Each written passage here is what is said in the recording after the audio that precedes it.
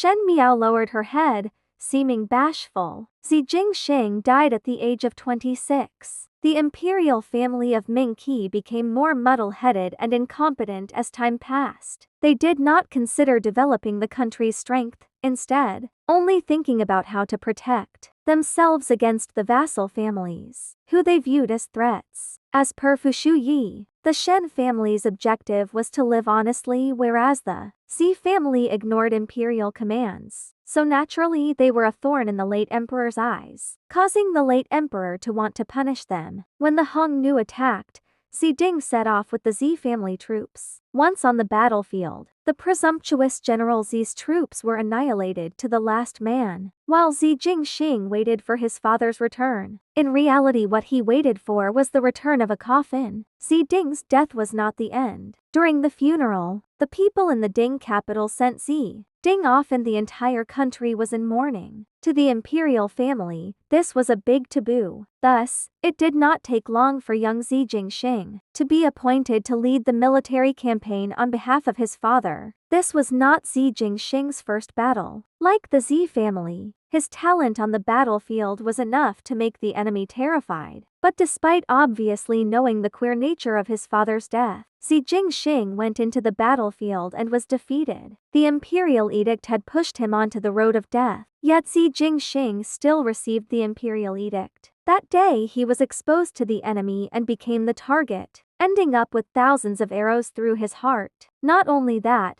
for unknown reasons, the body was taken away and the Hongnu skinned it before hanging the body up in the tower to serve as a warning to others. Another tragic outcome was played and Ming Qi went into national mourning. Father and son made the battlefield their grave, and the commoners could only see the Hongnu's brutality and the generals' heroism, but they did not see that the undercurrent of this conspiracy. At that time the late emperor was already approaching his deathbed, so Fu Shuyi took over the affairs of the court. In order to express regret for the bitter outcome of the Zi family, he conferred titles to both the father and son, even though the titles were useless for the deceased. It appeased the court, while the concubine and the two Shu sons gained all the advantages. Shen Miao still remembers Shen's look of pain when he came to know of Zi Jingxing's death. She initially thought that the Zi and Shen family were like water and fire, and when the Zi family fall into despair, her father would not be sad about it. Thinking about it now, it was most likely at that time when Shen Xin experienced the feeling of the fox grieving when the rabbit dies. Since the balance was broken with the collapse of the Zi family, the next to fall would be the Shen family. Perhaps it was in order to preserve the dignity of the Zi family and to prove that to the very end that the Zi family was loyal to the country. But knowing that it cannot be avoided yet still proceeding showed that this unruly Zi Jingxing was not ordinary. He was an extremely upright and brave person. As Shen Miao was thinking about it, Kai Lin squeezed out from the crowd and handed Zi Jingxing a small cloth bag, saying respectfully, "Little Marquis, this is the medical book that you told me to find." For a little overlord to be this respectful to others, it shocked the teeth out of everyone, but after some thought, it would be as such as Zi Jingxing was the capital's overlord. The Zi family were the overlords of the overlords. With such in mind, one would be able to understand Kai Lin's attitude towards Zi Jingxing. Feng and Ning quietly whispered into Shen Miao's ear, "What do you think of little Zi Marquis as compared to His Highness Prince Ding?" Shen Miao choked a little. She was not used to how well Feng and Ning suddenly treated her, but she seriously answered,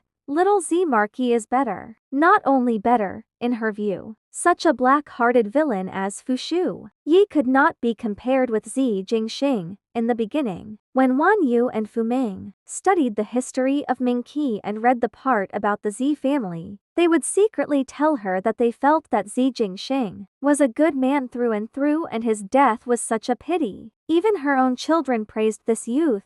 Naturally, he must be good. Feng and Ning was somewhat surprised and took a while before she said, "It really seems that you are truly pained."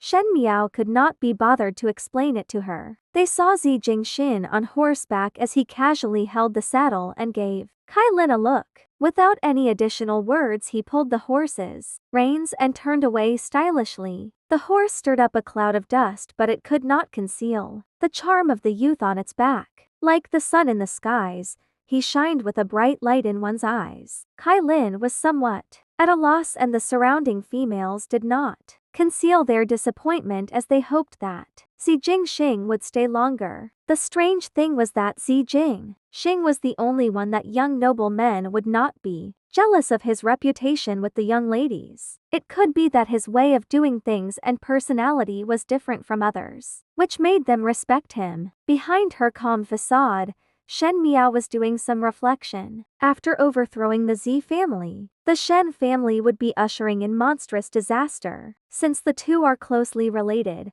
why not ease the situation? If the imperial family wanted to get involved, then they would have to consider, if they had the ability, saving the Zi family, saving Xi Jingxing. Only with that would the Shen family gain an additional bargaining chip. The Shen family was honest and sincere, while the Zi family was imperious and domineering. The imperial family would first deal with the Zi family, and she, perhaps, may be able to make a deal with the Zi family. Xi Jingxing rode away and finally stopped his horse in front of a tavern. He flipped down off the horse and walked to the innermost part of the tavern. In the room, there was a white-clad male so handsome that one would smile upon seeing him. Third younger brother. Take it. Xi Jingxing threw the bag in his hands over. In the future, don't find for me for such things. If it was not Gao Yang who requested that he find this whatever medical book, he would not go to Kai Lin and would not be surrounded in Guangwentang like a fool. Thinking of that silk blossom,